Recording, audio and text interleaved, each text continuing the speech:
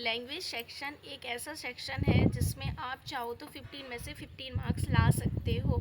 And UP TET 2026 paper 1 and paper 2 की तैयारी करने वाले सभी स्टूडेंटों के लिए आज की वीडियो बहुत ज़्यादा हेल्पफुल होने वाली है, क्योंकि आज मैं आपको बताने वाली हूँ कि कैसे आप 50 में से 15 मार्क्स ला सकते हो। वैसे आपको पता है कि जो लैंग्वेज वाला सेक्शन होता है हमारा वो 30 मार्क्स का होता है। लाइक जैसे हम पेपर 1 या पेपर 2 की तैयारी कर रहे हो तो उसमें हमें 2 लैंग्वेज होती हैं फिल करने के लिए, इंग्लिश या फिर संस्कृत, राइट। तो हम कोई ना कोई लैंग्वेज चूज़ करते हैं, राइट। जैसे किसी ने हिंदी चूज़ किया या फिर किसी ने संस्कृत चूज़ किया, बट एक सब्जेक्ट है जो हमारा कॉमन होता है, वो है हम सबका हिंदी। तो कुल मिलाकर हिंदी और इंग्लिश हमारे दो ऐसे सब्जेक्ट होते हैं जो हमारे लैंग्वेज पैटर्न्स होते हैं, और इन दो सब्जेक्ट में ही हमारे पैसेज आते हैं 15-15 मार्क्स के। हिंदी में भी 15 मार्क्स का आएगा और इंग्लिश में भी 15 मार्क्स का पैसेज वाला सेक्शन आएगा। मैं यूँ कहूँ तो 30 मार्क्स का, जैसे ये एग्ज़ाम पेपर, ये आपका हिंदी वाला सेक्शन से 30 क्वेश्चंस आपके आते हैं, तो जिसमें जो 50 मार्क्स होते हैं वो आपके पैसेज से ही आते हैं। 15 मार्क्स का आपका पैसेज होता है, हिंदी में भी, इंग्लिश में भी, संस्कृत में भी, जो भी आप इंग्लिश और संस्कृत से लैंग्वेज चूज़ करो, राइट। अब हमें कैसे 15 में से 15 लाइन, देखो मैंने आपको पहले भी बताया था कि आप पैसेज की प्रैक्टिस करना, क्योंकि पैसेज की प्रैक्टिस करने से मार्क्स इम्प्रूव होंगे आपके, डेफिनेटली 101% होंगे। और मैंने ये चीज़ फॉलो की है गाइस, इसीलिए मैं बता रही हूँ कि आप पैसेज की बहुत अच्छे से तैयारी करो। ये 50 मार्क्स का होता है, जैसे प्रोज से आ गया, पोइट्री से आ गया, 2 पैसेज आपको आएंगे 7 मार्क्स के, 8 मार्क्स का। तो 2 पैसेज आपको आएंगे, हिंदी हो, इंग्लिश हो या फिर संस्कृत हो, राइट।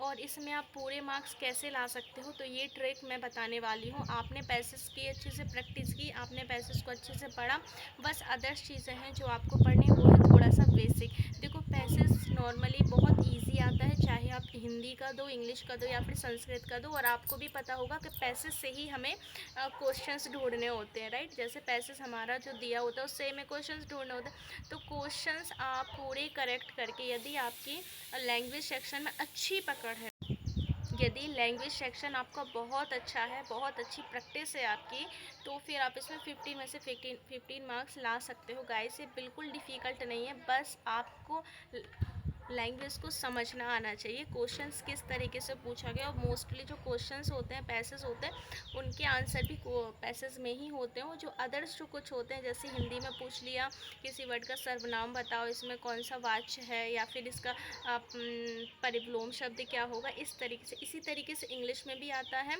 कि पैसेज जो होता है उसके दो से तीन क्वेश्चंस तो पैसेज में आपको आंसर ही मिल जाएंगे। एंड जो अदर्स जो क्वेश्चंस होते हैं वो आपके ये होंगे कि इसका एंटोनिम बताओ, इसको सिनोनिम बताओ, इसमें बताओ एडजेक्टिव कौन सा होगा। तो पैसेज में आप 15 में से 15 मार्क्स ला सकते हो।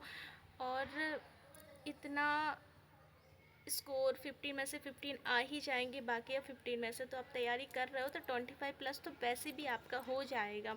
तो गाइज़ आज मुझे बस लैंग्वेज सेक्शन की स्ट्रेटजी आपके साथ शेयर करनी थी।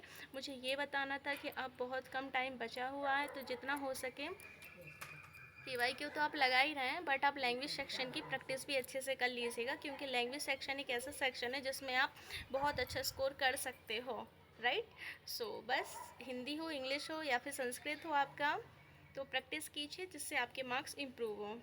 Thank you.